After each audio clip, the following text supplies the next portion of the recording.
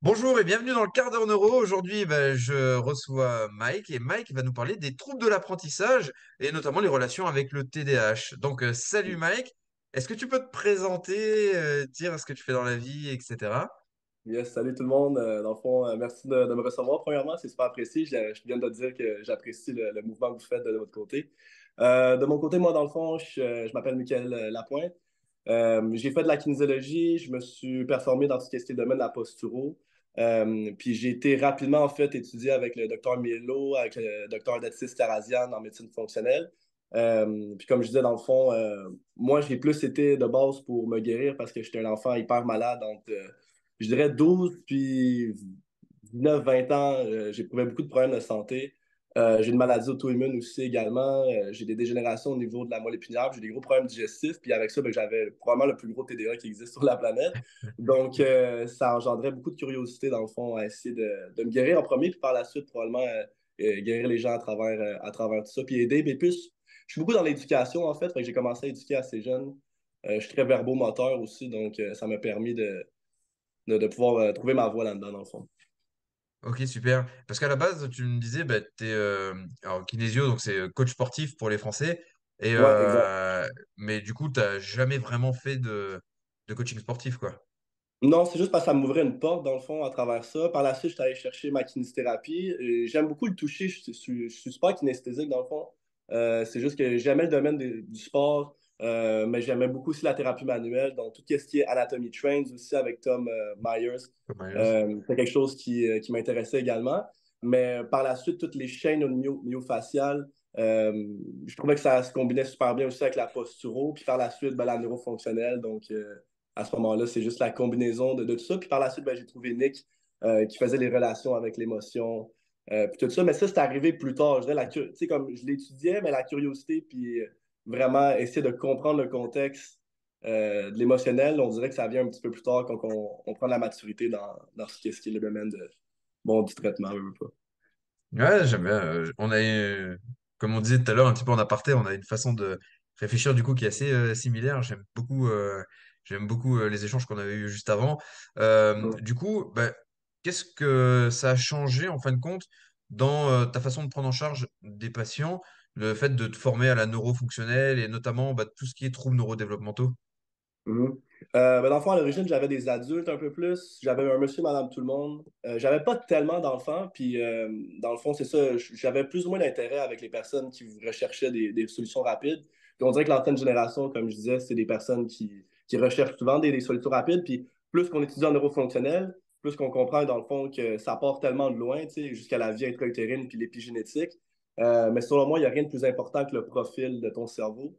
Puis je peux pas changer le profil de ton cerveau en une ou deux séances. Fait que c'est beaucoup à travers l'éducation. Donc, j'ai changé ça plus vers les enfants, les athlètes qui performent soit au niveau ou juste dans un sport, puis ils veulent se donner à 100%. Donc, tu sais, même si j'ai un monsieur, madame, tout le monde, mais qui est dans un sport spécifiquement, puis qui veut vraiment performer, Hmm. c'est déjà plus intéressant parce que c'est du monde curieux, c'est du monde qui veut apprendre. Donc, à partir de ce moment-là, je suis plus axé vers 3 puis 14 ans ou des sportifs un peu plus à ce niveau-là. Ok, d'accord. Et comment tu vois, toi, l'influence des réflexes archaïques de manière conjointe avec la neuro pour tout ce qui est problème sensoriel spécifiquement? Ouais. Ben dans le fond, j'avais étudié de base les réflexes primitifs, puis bon, la posturo, puis ça fonctionne super bien en fait. Mais à un moment donné, je trouvais que je plafonnais un peu avec du monde. Premièrement, à savoir ma propre éducation face au sujet, parce que il me manquait des parties à savoir pourquoi j'intègre ce réflexe-là. Tu sais, on le sait que c'est bon pour le développement neuropostural, on sait que c'est tout ça, mais pourquoi? Tu sais, pourquoi le monde a un TDAH? Pourquoi le monde se retrouve avec un TSA?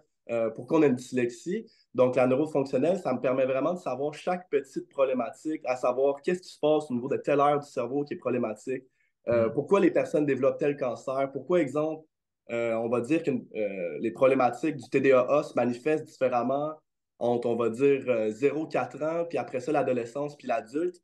Les problèmes, ils changent. Ils sont toujours les mêmes, mais ils changent. Puis, fait que c'était vraiment ma curiosité à savoir, exemple, les réflexes primitifs, qu'est-ce qui engendrait au fur et à mesure. Puis les réflexes primitifs se développent beaucoup plus facilement quand on sait exactement quelle partie du cerveau je dois activer chez la personne, parce que chaque personne va avoir un réflexe primitif différent, dépendamment de son épigénétique et son profil hémisphérique. Donc, je peux pas juste donner un moro à quelqu'un puis expect que ça va fonctionner parce que c'est définitivement pas le cas, en fait. C'est vraiment la Hmm. réalité, là. Tu sais, souvent on dit, ah, ben, tu sais, il faut qu'il continue à faire le réflexe, mais c'est pas de même que ça fonctionne. Puis tout le monde qui travaille énormément en réflexe primitif savent à quel point c'est difficile d'intégrer un réflexe. Puis chez d'autres personnes, c'est super facile. Donc, la neurofonctionnelle m'a permis de savoir pourquoi c'est plus difficile chez certaines personnes. Ah, j'adore. Tu vois, bah, nous, dans notre façon de traiter justement ces réflexes émotionnels autour, réflexes archaïques émotionnels, hein, que ce soit le RPP, RPT, Moro, Ouais. autour de la neuro, des réflexes archaïques, on appelle ça la méthode bazooka, où en fin de compte, tu peux pas dire juste, tiens, je vais faire le Moro et je pense que ça va se résoudre. C'est beaucoup d'autres choses qui viennent en commun. Il faut voir où c'est rattaché dans le tronc cérébral, etc. Et puis, Mhm. voilà, venir travailler là-dessus parce que c'est super Exact. important. Donc voilà, de prendre tout ça en charge. Et ça, justement, ben, c'est ce que toi tu fais via la formation que tu proposes avec Neuera, c'est ça?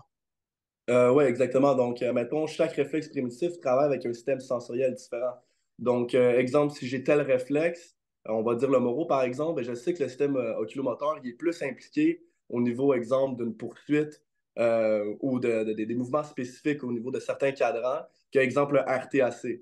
Donc, tu sais, exemple, si j'intègre le moro, ben, puis que je sais qu'il y a un moro d'actif, ben, je viens tester automatiquement un système sensoriel relié au réflexe de Moro parce que ben, dans le tronc cérébral, dans le mésencéphale, après ça, dans le pont et quoi que ce soit, chaque réflexe se développe et chaque nerf crânien se stimule également.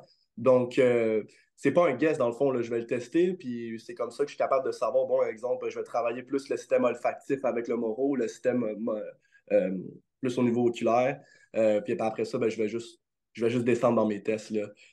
Puis je regarde encore une fois chaque réflexe. Mettons, le RTAC fonctionne plus avec le système vestibulaire. Donc, c'est là que c'est intéressant de combiner, dans le fond, parce que tu le sais exactement quoi donner à quel enfant. Versus, Hmm. exemple, bon, il y a un dyslexique, je suppose qu'il y a un RTAC, on va lui donner un moro, puis on ne sait pas trop quoi faire avec ça, là. Donc, Ouais.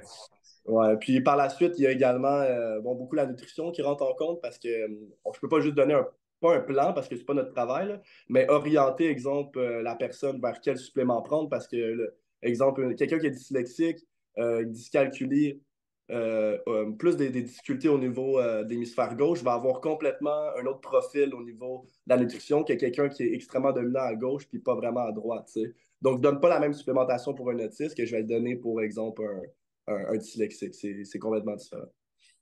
Ok, bon, c'est super. Et donc, tout ça, c'est ce qu'on verra fin mars en présentiel. Parce que c'est la première fois que tu viens en France donner la formation en présentiel? Non, je suis allé en Nantes, à Nantes avant le COVID. On n'a pas Ouais. donné celle-là, par exemple. On a donné le niveau 1 techniquement, là, qui est plus comme pour les sportifs. Puis on faisait Ok. une introduction aux hémisphères.